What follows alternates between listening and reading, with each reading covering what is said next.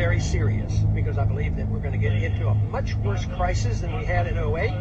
It's approaching quickly, and it's a spending problem. And if we get into the same situation as Greece, it's a much bigger deal because we are the biggest economy and we have the reserve currency. That's what we should be talking about. But because they don't do this cutting and they're not serious, they either don't understand or they're just willing to delay it or figure, oh, I can't win if I actually cut something. So we're creating bubbles and bubbles and bubbles. And also this bubble will come to an end. My concern is that we're going to have a systemic crisis. When the crash began in the panic of '08, that we said that after all of the recovery failed, it would take us to war. And taking us to war takes its shape in different ways. And the war now is to control the people.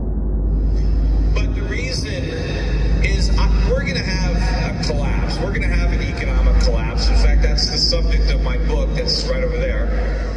But this crash is coming. I hate to bring the truth so honestly and so outspoken, and I'm sure the people on CNBC don't want to hear this.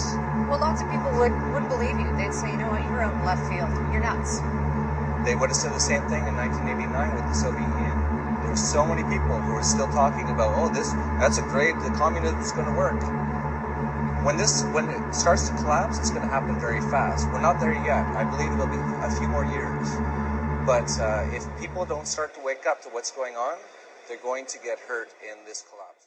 The debt is going higher in every country despite austerity. That is going to lead to a collapse someday.